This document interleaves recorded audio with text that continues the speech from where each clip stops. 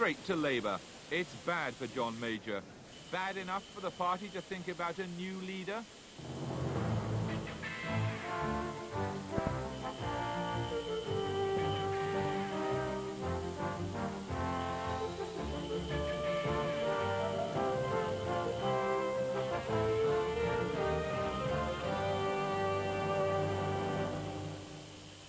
Good evening. Voting finished in the Dudley West by-election half an hour ago. A Conservative victory is as likely as Ian Paisley's conversion to Catholicism. But defeat is predicted for the government on a quite remarkable scale. We'll be going to Dudley for the count. We'll be hearing the predictions of a Conservative wipeout from Peter Snow and his Swingometer, and making sense of it all with the Deputy Leader of the Labour Party, John Prescott, and Nick Harvey of the Liberal Democrats, and they'll be joined by the Heritage Secretary, Stephen Dorrell. Also, John Bruton is the new Irish Prime Minister after politicians finally got around to agreeing on a coalition enough of them want to form. But is it in any way credible or coherent, and how will it affect the peace process? Garret Fitzgerald, the Prime Minister who led the last Fine Gael coalition, gives us the odds on this government working. And is adolescent interest in computers creating a generation of asocial, inarticulate dweebs? Or does the future belong to the nerd? They may not have polled as badly as the Natural Law Party, but the Conservatives' performance at the Dudley West by-election tonight is predicted to be dismal, perhaps as disastrous as it's been at any by-election in recent years. Lifelong Conservative voters are believed to have defected en masse to Labour. We shan't have the official result for another couple of hours, but it looks as if the Tory candidate, a 37-year-old marketing executive, might wish he'd stuck to something easier, like winning the National Lottery. John Nicolson is at the count in Dudley. John. Well, Jeremy, the polls closed here half an hour ago, and the results expected just after midnight. Until recently, this seat was number 101 on Labour's list of Tory targets, so it should have been a long shot for Mr Blair. But in fact, the bookies stopped taking odds on a Labour victory some time ago, and it now looks as if the party has won convincingly in this important part of the West Midlands political battleground. Tory voters, it appears, have been deserting the government in droves. Extraordinarily, even at 3 o'clock this afternoon, the Tory candidate here was claiming that he'd win. We're confident we've identified sufficient support to win? To put our case across and win this by-election if our support comes out today. Lifelong Tory supporters were certainly turning out to vote. The only problem for Mr Postles was that huge numbers of them seemed to be turning out to vote Labour. Well, you look as though you enjoyed voting. I have. I've got to vote. What did you vote? Labour. What do you normally vote? Conservative. Really? Honest, ever since 1951 when I first voted. And why have you changed your mind? Because we get fed up on them. Why? I've got to spend my savings I would have thought for. Never again. Totally satisfied with them. I can't think of one good thing that this government's done since he's been in power. It's amazing. So what are you going to vote? I'm going to vote Labour. This is a seat which the Tories should have held with ease. A prosperous place where 3/4 of people own cars, where unemployment's lower than the national average, a place where people seem to have money to spend. But there's no feel-good factor here for the Tories. In fact, people feel rather bad. Their anti-government feelings are both general... I couldn't explain it really, but that's what I feel. ...and specific. The government seems to have alienated its supporters here across a wide range of subjects. Every one of the people you're about to see supported the Tories at the last election. What are the issues of concern to you? Can you tell me that? Privatisation. What about privatisation? It's not really like a grant for students. And because eventually it would just be the rich people who can send their children to education. No education for my little ones. I've got another little one. There isn't enough nursery places. One of the main things was when this being paid for the questions in the House. I thought that was really despicable. The most noticeable thing about Tory voters here, apart from their disenchantment with the government, is their willingness to cross the political spectrum and vote Labour. Well, yes, it's the first time ever. This is the first time you've ever voted Labour? Yes. Right. Yeah. Can I ask what age you are? 69. Of course, plenty of Tories here are remaining loyal to the government. But there's little of the old hostility to Labour, which once characterised Tory voters. There's even some grudging respect. I think that Lionel Blair looks tremendous. I think his PR is superb. But I have to be honest with you, I worry about the team that's behind him. And, all singing, all dancing, well, Lionel Blair's team. A bit of that, yes. With or without the help of Lionel Blair, Labour will win here tonight. A huge mass of disaffected Tories seem to have ensured that. Well, let's see how much we can read into this predicted election result tonight. Starting off tonight with Peter Kellner. Is it all sound and fury or important, do you think? Well, obviously we've got to treat all by-election results with some caution. After all, the Conservatives lost 7 straight by-elections in a row in the last Parliament, and they won them all back in the 1992 general election. So if Labour does win tonight, would the Tories be right to say we've seen it all before? Not necessarily. I think it depends on the scale of Labour's victory. If Labour has a majority of less than around 12,000, then I think the Conservatives would actually feel some relief, because it means that their vote has slipped by rather less than in most recent by-elections. A Labour majority of around 12 to 18,000, well, it would be bad for the government, obviously good for Labour, but the Conservatives could say, we've been here before and we've lived to tell the tale. It would be broadly comparable with that Labour win 5 years ago at the height of the poll tax row in mid-Staffordshire, and of course the Conservatives did go on to recapture mid-Staffordshire and win the next general election. But if the Labour majority is more than 18,000, then I think the Conservatives are in a deeper hole than they've ever been before. This would be an unprecedented Labour victory. But the Tories have suffered worse defeats than that in the past. Yeah, but not where Labour has been the challenger. The really big hemorrhage of Tory votes in past by-elections, the really record-breaking ones, have been where the Liberals or the Liberal Democrats or the SDP have been the challenger, not where Labour has been the challenger. During the last 30 years, there have been 11 by-elections in Tory seats where the Tory support has dropped by more than 20 points.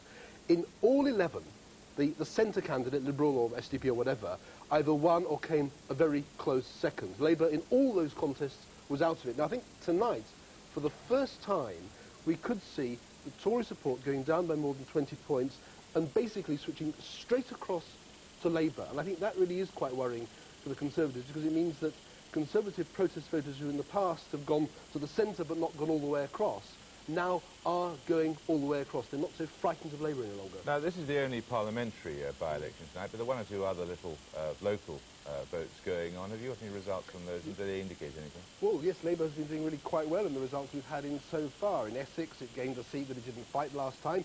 It gained a ward in Sevenoaks, of all places. It took another seat in Kennet.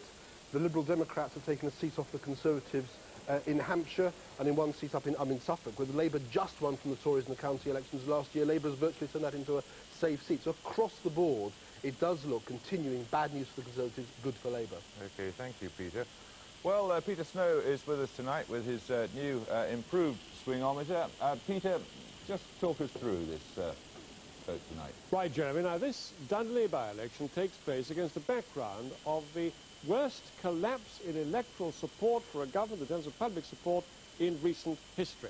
Let's look at the Tories at the last election. Here they are, 43%, 8% ahead of Labour, with the Lib Dems down there at 18%. That is the general election, the 4th Tory victory in a row of 1992. But look what's happened since then.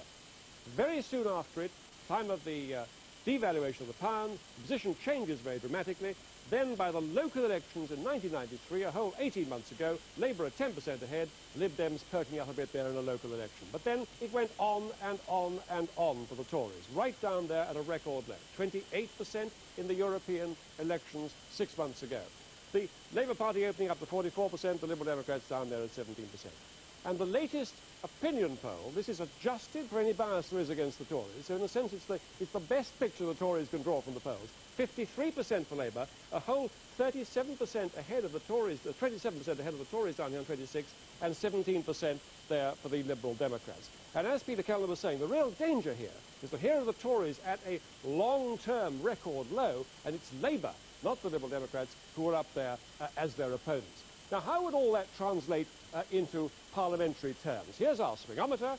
These are the vulnerable Tory MPs here, these little blue figures representing the ones that would fall to a swing to Labour. There's the Labour swing along that arc there. Here's the Tory swing here, and these are the Labour MPs who would fall to a swing to the Conservatives. Now, if there's no swing at all at the next general election between the Labour and the Conservative parties, then you'd expect a Conservative majority of something like 21, the one they had at the election in '92. What the Labour Party need, and watch what happens as the pendulum moves across, these blue figures, about 55 of them, turn red, and here we are, a 4% swing. That would bring a Labour majority of 1. And instantly, just tucked away under here is the Tory MP for Dudley West. A 4% swing would turn that from blue to red, so Dudley West is an absolutely key target for Labour, the 54th most vulnerable Conservative seat. What sort of swing are the Tories achieving at the moment in elections? Answer, the European elections 6 months ago, a 12% swing, roughly what the adjusted polls were saying before last week, before that Tory defeat on VAT in the Commons. That would see a Labour majority of 200. The latest poll after the Tory defeat on VAT, and the one I mentioned earlier, the ICM poll, that the latest of the whole lot, 18% swing to Labour. That would be a majority of 300. And Jeremy, just for the fun of it, I assure you, if the kind of swings that the pollsters are predicting in Dudley West were to take place at a general election, 32% in the latest poll in Dudley West, that would mean that we'd be right off the end of the swingometer altogether. And you'd have actually no Conservative MPs in the Commons at all. The whole thing would be red. That's the most ridiculous piece of psephology I've ever seen. Jeremy, I can assure you it won't happen. The biggest swing since 1945 has been 11% to Labour in 1945, and indeed since then only 5%. But there is some compensation for Mr Major looking back. Not only that he won't have a swing like that against him, but also look at how governments have recovered. There's Jim Callaghan in June '77, equivalent position in his parliament as Mr Major is now. That 34% he managed to push up by just 1%. He did the worst of all the presidents I'm going to show you in a moment. Plus 1% between 77 and 79, he went on to lose that election. But others did better. February 1990, height of the poll tax protest, Mrs Thatcher on 35%. Handed over to John Major, or at least he took power from her. And 90 to 92, an increase of 8% in public support for the Conservatives. Mr Major won the April '92 election. So that government recovered. There's Mrs Thatcher, the height of the Westlands crisis, February '86. Only 15 months later, that 30% was pumped up by a further 13% to give her victory in the 1987 general election. And the government recovered. Here we have Mrs Thatcher, 27%, very much where Mr Major is now. January '82, the depth of the recession in the '81-82 recession. She managed to recover by a whole 17%. Falklands War helped, of course, and won the subsequent general election only about 13 months later. So there's Mr Major now on 26%. If he can get anything like that sort of advance, he could be up there in the 40s within reach of a general election victory. But Jeremy, the point to make, of course, is that Mr Major has been down there in the high 20s for 18 months now. And he's up against Labour, who are riding high, Indeed, as opposed indeed. to some ephemeral passing fad like the SDP. Those are your words, not mine. Well, now, joining us in the studio, the Heritage Secretary, Stephen Dorrell, John Prescott, the Deputy Leader of the Labour Party, and Nick Harvey of the Liberal Democrats. Stephen Dorrell, how bad a result tonight would make you think it was time to ditch John Major? I don't see any circumstance in which that would be a proper response, because the truth of the matter, as Peter Snow's graphs make absolutely clear, is that twice in the 1980s we had the government in a similar position in terms of its share of the vote anticipated by the opinion polls as we are now, and we saw the government recover. We're obviously having this by-election at a time of almost unique combination of misfortune for the government. But the difference this time is that people are defecting directly to the opposition, and you heard plenty of them in that report from Dudley listing a whole raft of reasons as to why they were doing it. That's why you're in real doo-doo, isn't it? Well, what we see is an opposition with a new leader who's clearly quite attractive in televisual terms, but absolutely no focus at all on what that party stands for. And when John Major was elected leader of the Conservative Party, he had a honeymoon with the electorate. What we're seeing is that same honeymoon effect with Tony Blair. John Prescott, when you look at those figures that Peter Snow was showing us there of how politicians have recovered in the past, of course you're cheered up by tonight. But, assuming we're all right, but well, it doesn't predict anything, does it, necessarily? Well, it predicts that we're doing well and confirms the trends for Labour, which are going on for a long period of time. The Tories have been going down over a long period of time, and significantly, the Liberals haven't been able to maintain their position. They've been falling as well. Over that period of time, it looks very good for us. I accept all the by-election movements up and down, but I think this is much more significant. And I think you've indicated an important point. Tories switching directly to Labour. Now, that hasn't happened for a long time. They usually protest in the first stage to Liberals, and what is happening here is something quite significant. So what are you expecting tonight? What sort of majority? I don't know. To be quite honest, we're going to do well, and we're very pleased about it. It's quite clear, though, Nick Harvey, that, that you're not going to be anywhere up there. Isn't the lesson of that in cases like this, you should really withdraw and stop bothering us all with the inconvenience of a Liberal Democrat splitting the opposition vote? No, not at all. I mean, there's a lot of precedent of voters plumping for the second-place party where they're wanting to get the Conservatives out, and there's no reason why the third-place party in any election should withdraw. It's right that people should be given the choice. They're capable of making their own minds up about how they want to go about getting the Conservatives up. It would be pompous for the parties to start withdrawing candidates and expecting the people to do what they assume as a result. It's better to give them the choice, and they show remarkable sense of intelligence in what they do. But if the thing is a question of verdicts on government and decisions to go for either wing of an opposition party, isn't the logic of that if you do some sort of deal? There's no need for a deal. People are showing an increasing understanding of which party is best placed to get the Conservatives out. Well, you weren't going around telling people to vote Labour, were you? We didn't need to. We were going out campaigning for the Liberal Democrats just as Labour has done in other by-elections, and there's no reason whatever for the parties to start trying to fix things. The public decide for themselves how they want to go about getting the Conservatives out in one seat from another. Nick Harvey's quite right, isn't he? You describe an election as being a opinion poll, a verdict on the government. It isn't any such thing. It's a selection of an MP. It's a choice between three alternatives. And to simply, as a verdict on the government, it's also a verdict on the opposition. That's remarkable. It's a verdict on all the three parties standing in an election. Of course it is. This is a verdict on an incompetent government. No. Go and ask the poor old Tory candidate who's trying to... You didn't even send Ken Clarke up because he was so unpopular this I went myself. You might have done, but he had the whole problem about whether you'd go up there on a wet night on a Wednesday night in Dudley. The reality is that this is a verdict on government, not the candidate. The government are deeply unpopular. The election is not a verdict on one party. It is a choice between three parties. But it's a verdict on the government. The difference between this election, this by-election, and a general election is that the focus has been on the government. When the general election is held, then they will have they will look carefully at all the three parties, and that's why you can't draw any now, isn't it? That's why you can't draw any conclusion from this election into a more general political context. But are you saying this result will depend on what people think of the quality of the candidates, or is it the government they have in mind? The quality of the parties. Well, but government, surely. I mean, they weren't listening to what he was saying there about value-added tax. Do you think that the position taken by the Labour Party in an election campaign is irrelevant? No, it's not. Well, quite. So but I'm asking you, why are Tories actually changing? They're changing largely because they're ashamed of this government. This is an area that has above-average people with car ownership, home ownership. It's an exceptional area, one you wouldn't normally have expected to see the switch from Tories to Labour.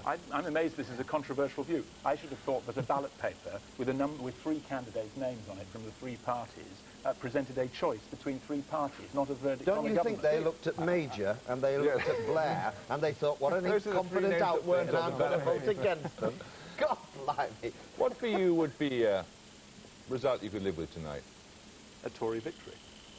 Yeah, well, let's get real for a moment. I mean, what would be... It's Christmas, you think Santa Claus is coming.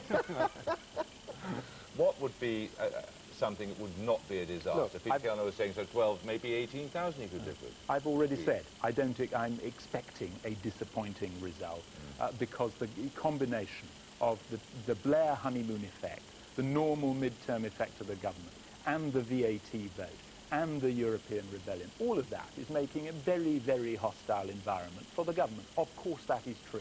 So I'm expecting a disappointing result. What we then have to do, as a government, as a party, is to ensure that we present the case better, establish our affairs in better order, and make the case for the improving economy, for the changes we're introducing in health and education and so forth, which in the end are the choice that the electorate will have to make at a general election. Very difficult when your own vice-chairman has admitted that's not how people see their own lives.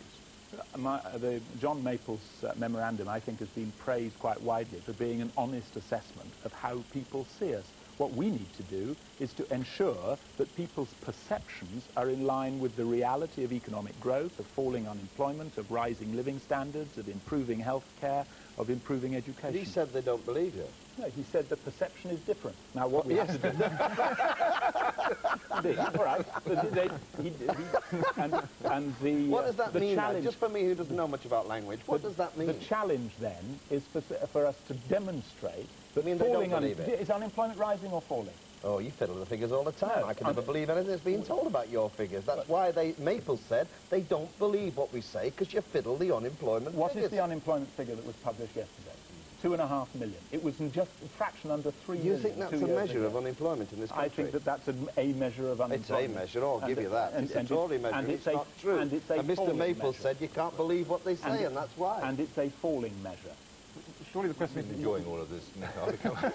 But if everything's going so well, I mean, why are you doing so badly? Why do people not believe you? Why is the perception different? Surely the evidence is that people have simply had enough, and if you get a very bad result tonight, in a seat that you will need to hold on to government at the next election, it suggests that there's real trouble and that you're up against it. Well, I thought Peter Snow actually was quite interesting that he reminded us that Dudley West is actually one of the swing marginals. So it's a seat that... No, 52nd actually. Was it 54th? It was. If you remember, the Labour had to take it in order to get a majority of 1. Oh, we'll be taking it. It is a swing marginal. Yeah. And the case we have to make in order to attract support back to the Tory party is clearly one based on our record, and also that we shall unlikely to be fighting an election against the background of continuing Blair honeymoon, normal mid-term blues, the European rebellion, the VAT vote, all of which are particular circumstances today. Now I can see why they haven't brought Mr Hanley on. He was supposed to be on tonight, isn't it? They brought this slick man on to give us what nobody believes. No, I'll have to bring out the elastoplast like we do with Hanley. I'm telling you the truth. The government is in trouble because of circumstance. Well, what I'm also reminding you is that unemployment is falling, living standards are rising, and that the prospect is of that continuing. But they don't believe it. Okay, we'll leave it there. They may not believe it, but it's true. But we'll tell them anyway. Well, we'll leave it there. We should get a result a little later in the evening. We, of course, taking in pictures from Dudley all the time as the counting gets on there, but I probably could be an hour and a half, 2 hours or something before there's any indication of what the result's going to be. We'll be going back there later in the programme, but for the moment let's go on to other matters. The Conservative candidate's drinking hemlock or any other type of poison because he's not here. He hasn't turned up at the count, nor has his minder. I've been down looking round about, and as you'd expect, very, very long faces amongst the Tories. The thing I'm hearing most often from them is that they simply can't believe that their loyal supporters would turn and vote Labour. They're quite prepared to accept that people will stay at home as a protest, but that switch from Tory to Labour, the Tories down the stairs just can't believe it's happening. Now, what sort of a time are you expecting a declaration? I mean, is it all going according to plan, the count? Well, it is. They say that the declaration should be sometime after midnight. They refuse to be more precise than that. They have announced what the figures are, what the voting figures are, and they're 47%. So, you know, a very, very low turnout here. At the last general election, the result was 81%. You'd normally expect between 10 and 15% less in a by-election, but 47% from 81 is a big drop. So that rather suggests that as well as switching to the Labour Party, quite a lot of Tories have probably stayed at home as well. John, thanks very much indeed. David Dimbleby, Peter Snow and Peter Kellner will be back at midnight for a by-election results special with more political reaction and analysis here on BBC 2 tomorrow.